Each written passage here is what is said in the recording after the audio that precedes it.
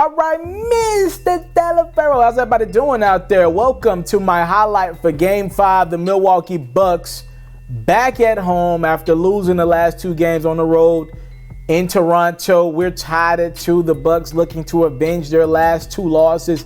Didn't play the greatest. Now can you come back? Still got home court the last 2 of these 3 games in Milwaukee. Can you come back, avenge those losses, win this thing in 6 or 7, find a way into the NBA Finals? If you're the Raptors, you got to steal one in Milwaukee. Why not Game 5? Let's get into the highlight, ladies and gentlemen. Early out the gate, the Bucks came to play. I mean, Giannis Antetokounmpo was dishing that thing every which way. Malcolm Brogdon drills the 3 there. Off the miss from Marc Gasol. That rock going to end up in the hands of Chris Middleton, and he's going to throw a bullet. Middleton had 10 rebounds and 10 assists in his game to Eric Bledsoe for 3. He had his best game of the series with 20 points. More good Milwaukee basketball. It's Eric Bledsoe almost falling. Somehow he still lobs it up to Giannis, who just goes and gets it for those 2. Other end now. Raptors get an answer from Powell. He's been exceptional in this series. But the Bucks were not done. Giannis to Brogdon for 3. 10-point game as we end the first quarter. Giannis finding Brogdon one more time. Bucks take a double-digit lead going into the second. They're up 5 now in transition. Giannis was doing a lot of passing early. Then he went and got him some with that 2. Other end now. Raptors looking to get back into this basketball game. Kawhi Leonard to Fred VanVleet for 3. Fred VanVleet was just warming up. I promise you that. His best game by far. He was my X factor going into this series. You'll see why. Kawhi Leonard gets it going in the second here with a jam. Then we're going to get more Kawhi ISO. I got the mismatch Mirotic on me. He can't hold me. I'm Kawhi Leonard. Y'all know my name. Raptors go up 4. We're still in the second quarter. Giannis with this vicious rebound over Pascal Siakam. That's not easy. Then he just aggressively takes it coast to coast and jams it home over a struggling Danny Green. That's ugly. The Greek Freak, showing us why he's the freak. 58-51, Bucks up here in the third. No foul called. Probably an offensive foul. It wasn't called. Giannis takes advantage of it. Scores the deuce. Now Giannis pinning Kawhi Leonard. Bucks go right back up 12. So they got the early lead in the first. The Raptors came back in the second. They go right back at it in the third. The Raptors will once again answer. Fred VanVleet was the guy doing the answering. He drilled 1-3. Lowry's going to find VanVleet in transition again. Another 3. 4-point game.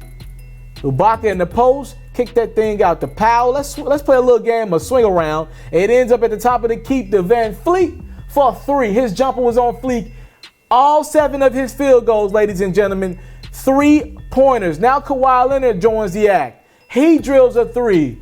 Kawhi had a game-high 30 at 5 points to lead the Raptors again. But he knows who had the hot hand. He gives it right back to VanVleet, whose jumper was on fleek. The Raptors are now in the lead. It's 82-81. Kawhi looking to close this thing out with 8 minutes to go in the fourth. He drills the step-back 3. As VanVleet got hotter, Kawhi got hotter. It's a 6-point game with 5:30 to go. The answer in slow-mo from Brook Lopez is down to 4. Raptors with the answer. They were leaving Marc Gasol open. Kawhi Leonard still trusts his guy, and Marc finally drills a 3. 5-point game now with 4 minutes and 7 seconds to go. Giannis, they're daring him to shoot that one. He does. Bucks down 3. Brogdon misses a 3 out of the corner. Gets his own rebound to Lopez. Brook Lopez drills the 3. We're tied at 93 with 2 minutes and 30 seconds to go. Other end, Kawhi looking, finding, guess who? Fred VanVleet for 3. Raptors go up 3.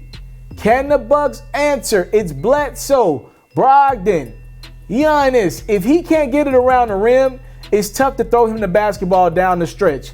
We'll talk more about that shortly. No one pretty much has scored baskets. All we got is some free throws. The Bucks are down 197 with under 20 seconds to go. They don't foul. The Raptors get a 2 to go. Pascal Siakam with the jam. And ladies and gentlemen, just like that, the Raptors lead this series 3 games to 2 The Bucks blew it at home. Double-digit leads multiple times throughout this game. The Raptors come back firing in the fourth quarter, just like they did in the second.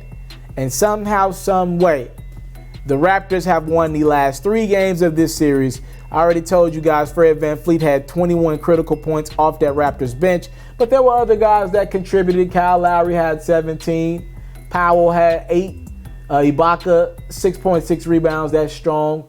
And again, when you get 35, 9, and 7 from your guy, and now you look up and find yourself in the driver's seat to close this thing out. Jurassic Park's going to be jumping. Drake's going to be massaging shoulders. The Raptors have taken full control of this series. Giannis Antetokounmpo, not a bad game. 24 points, 6 rebounds, 6 assists. Not a great game either, though. Middleton only gave me 6 points.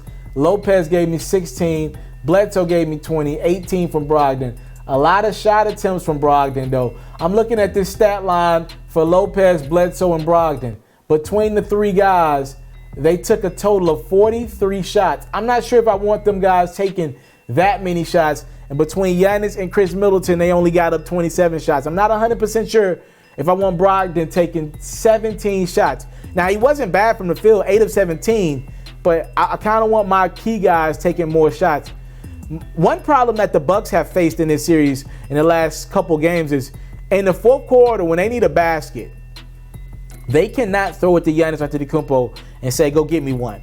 The Raptors can do that with Kawhi Leonard. Not only can Kawhi go get me a basket, if the Bucks defense breaks down, Kawhi can also find somebody open. Tonight it was Fred VanVleet.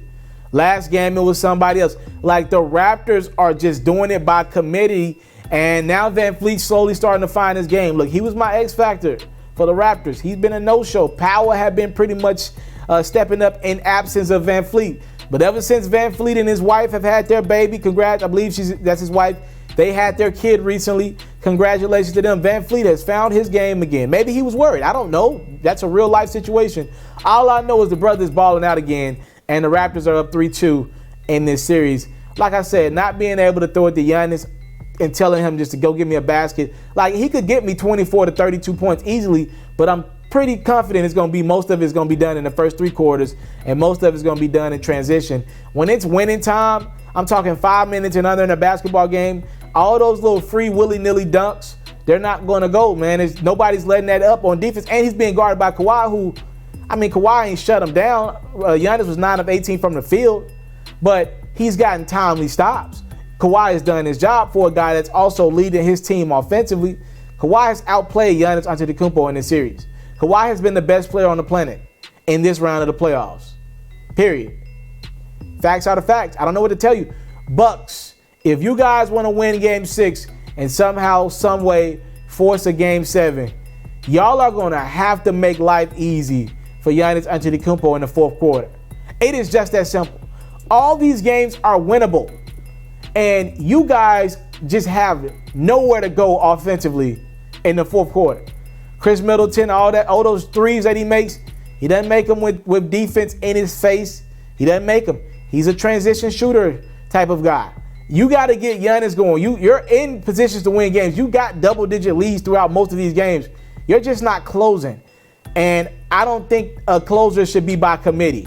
Like, I don't want Brook Lopez taking threes. I don't want Chris Middleton taking threes. I don't want Bledsoe taking shots down the stretch. Brogdon, salute to him. I don't want that.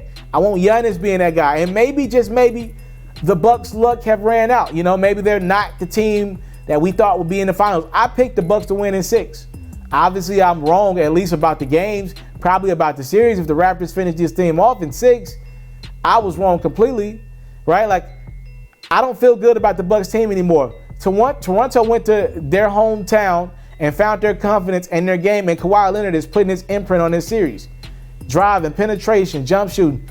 In 2019, Kawhi Leonard has proven that what he does on the basketball court is more valuable than what Giannis does on the basketball court. Look at what Giannis does. Great defender, great at the rim, a Shaq-type dominant player, but also can drive it from the three-point line. That we've never seen anything like that. He's athletic. But what does that matter? Look at who's already in the finals. Steph Curry, dominating the league, right, with three-point shooting. Kevin Durant's not the most physical basketball player. Klay Thompson not either. The Warriors are already in the NBA Finals. Look at the Raptors. Kawhi Leonard, he's strong. He's got some strength on him, trust me. But what is he doing? He's on the perimeter, taking mid-range jumpers and three-pointers, right? Getting to the rim timely. But for the most part, he's pretty much lighting it up from the field. Like, the game caters to Kawhi Leonard more than it does Giannis. And when you're trading baskets with Kawhi and it's twos versus threes, it's tough to keep up with anybody. Giannis is going to get in the gym this summer if they get eliminated and work on his jumper over and over and over again. He's going to be a good jump shooter in this league by the time he's done. I believe that, right? But for now, it looks like Kawhi's maturity and his lack of – the thing that I'm noticing about the Raptors is, and sometimes it pisses me off, Kawhi Leonard is too even kill for me, right? Sometimes that's a good thing, sometimes that's a bad thing. When your team's down 15, 20 points, sometimes you want a guy who's going to go in the locker room and say, yo, we need to play better. We playing like shit. But then other times, you know your teammates and you don't talk as much. And this is Kawhi's personality. You got guys who just kind of lead by example. I'm not going to talk about it face to face often. I'm just going to get on that basketball court and show my team how much I want it. Kawhi does the second approach. He just shows his team how much he wants it. Sometimes the Raptors respond to that. Other times they don't. Over the last few games, they've been responding to Kawhi Leonard's very unvocal leadership because they've been balling. They're up 3-2, and now the Bucks find themselves in a must-win Game 6 in Toronto to keep their season alive. That thing is going to be rocking in Toronto. Drake, if y'all win, we need a freestyle after the game. As simple as that. Thank y'all so much for the Time Love support. Don't take it for granted. Salute. I'm out. I came from nothing, but I want everything God has for me. I interview celebrities. I talk sports. I still represent the culture. Got the kids, they are now tuned in. Yo, we locked in right now, Mr. Taliaferro. Shout out to Mr. Taliaferro. You're watching Mr.Taliaferro TV. Mr. Taliaferro TV. Here with the triple B's, you can't do nothing but win.